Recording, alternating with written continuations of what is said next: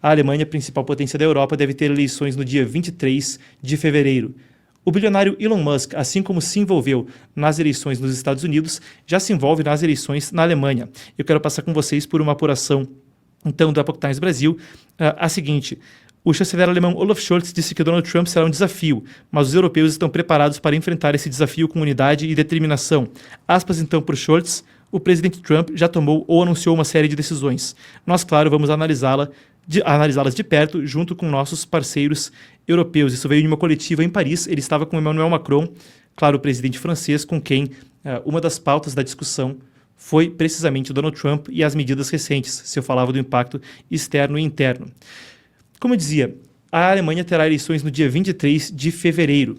Elon Musk se envolveu entrevistando a candidata mais à direita do espectro político do partido AfD, Alice Weidel. Claro, lá as eleições funcionam diferentes, é o sistema parlamentarista. Mas, por certo, existe aí uma notícia a se cobrir. Conforme o movimento conservador que foi visto nos Estados Unidos é também visto no resto do mundo, seja com uma ascensão direitista na Alemanha. Mesmo a primeira eleição de Jair Bolsonaro no Brasil foi dada como consequência de uma movimentação similar entre 2016 e 2017 em certos aspectos. Para discutir o assunto com a gente, eu recebo agora o colunista do Epoch Times Brasil, Pacelli Luckwohl. Pacelli, ele que executa turismo histórico na Alemanha, também morando por 14 anos no país e observa a política local com fontes ali.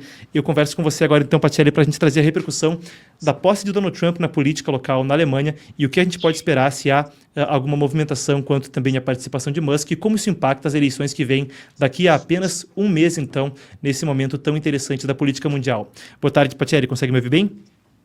Boa tarde, estou ouvindo perfeitamente bem, vocês estão me ouvindo? Ouço muito bem. Primeiro de tudo, eu queria que você trouxesse para a gente a repercussão, então, na imprensa local da Alemanha dessa posse, conforme falta apenas um mês, então, para as eleições na Alemanha. Exatamente, um mêsinho só, né, para essa eleição antecipada, que era para acontecer mais no final do ano, está acontecendo agora porque o governo praticamente deixou de existir.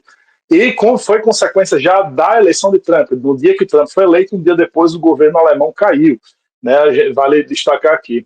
Bom, eu queria trazer para vocês aqui um pronunciamento que eu achei super interessante de um político alemão chamado Christian Lindner. Ele é muito famoso na Alemanha, ele é o chefe do partido FDP, que seriam os liberais lá na Alemanha, e ele falou que, assim como a gente viu, o Musk entrevistou a Alice Weidel, né, que seria a candidata a chanceler pelo partido AfD, seria esse partido aí taxado como extrema-direita, populista de direita, e aí cada um que chama de um jeito.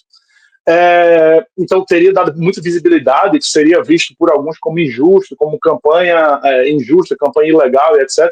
Mas o Christian Lindner, né, que não topa fazer nenhuma coalizão com a AfD nem nada do tipo, ele chamou a atenção para algo muito interessante, né, que durante a campanha eleitoral à presidência dos Estados Unidos, tanto o Ministério, nas redes sociais, né, tanto o Ministério das Relações Exteriores da Alemanha, capitaneado aí por Annalena Baerbock, do Partido Verde, assim como várias pessoas do Partido Social-Democrata, que é o partido de Olaf Scholz, né, eles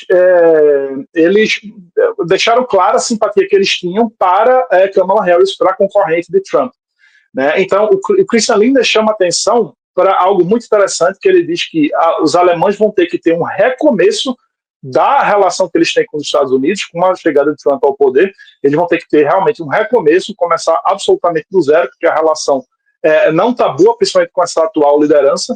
E o que ele traz, que vários outros políticos também, mais do aspecto direito trouxe, mais do aspecto da direita trouxe, é que os alemães têm que deixar, tanto a mídia como boa parte dos alemães têm que deixar, é um termo alemão que é difícil de traduzir, né? Você, Marcos, sabe um pouco de alemão, né? Mas o Besserwisserei, né, seria uma certa arrogância de saber melhor para os outros, saber o que é melhor para o outro, né? Apesar do outro ser o outro. Né? Então, esse Besserwisserei, essa arrogância, ou essa superioridade moral, que muitas vezes os alemães, mas os europeus, de modo geral, têm em relação aos Estados Unidos.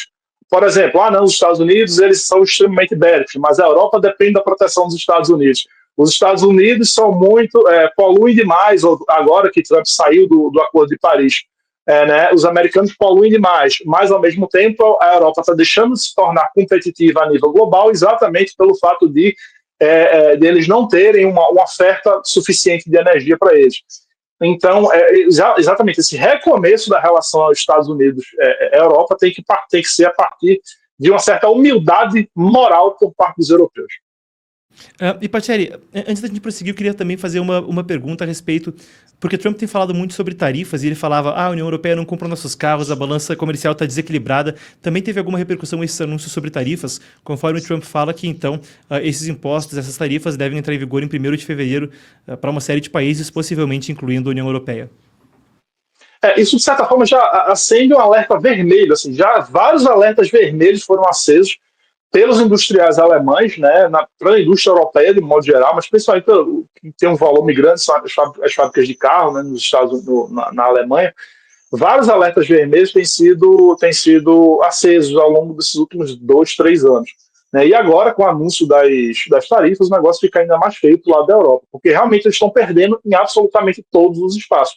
Eles estão se tornando menos competitivos porque eles têm impostos mais altos, eles se tornam menos competitivos porque o custo da energia na Europa é altíssimo, burocracia, imposto, né, e agora com a questão das tarifas. Então, a situação para a parte industrial da Europa, e boa parte da parte industrial fica na Alemanha, né, está se tornando algo desesperador.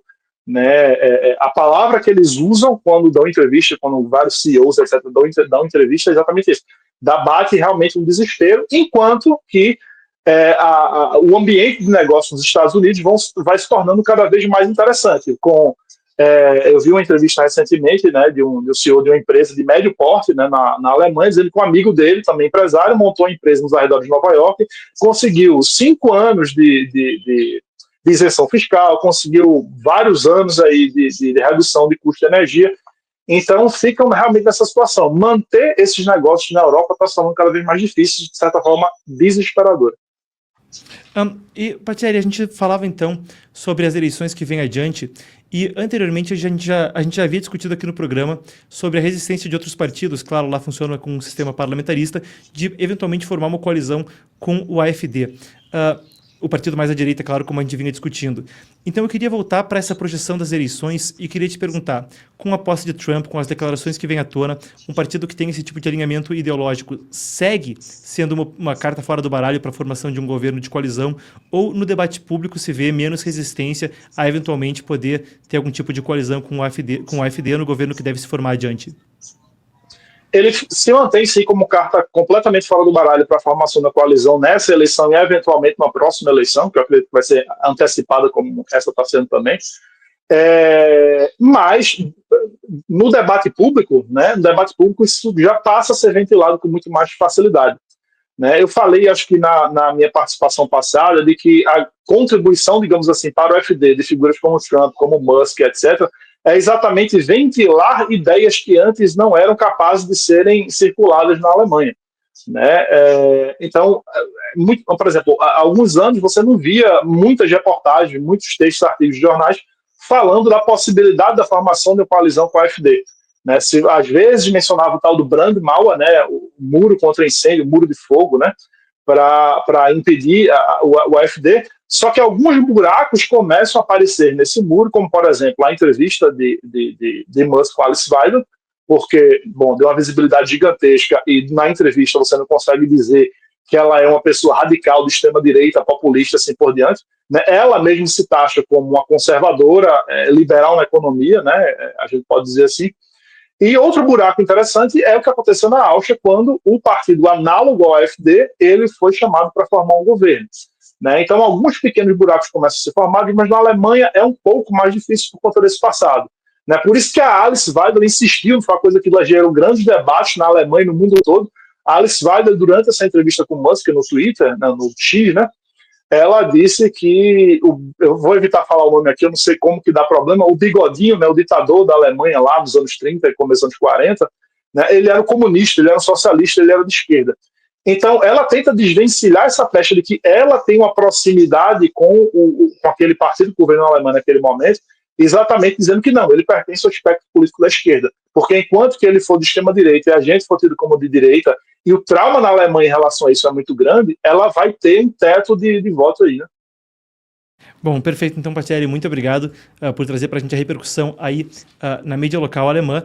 Então, quem quiser acompanhar o Patielli, pode acompanhar o Patielli Lucvo, então, em @agendaberlin. Ele que também publica conteúdo constantemente sobre a Alemanha, também oferece serviços para quem quiser conhecer o país. Muito obrigado, então, Patielli. A gente segue com você. E não deixem de conferir a coluna do Patielli vindo adiante sobre o tema em epochtimes.com.br. Boa tarde, muito obrigado.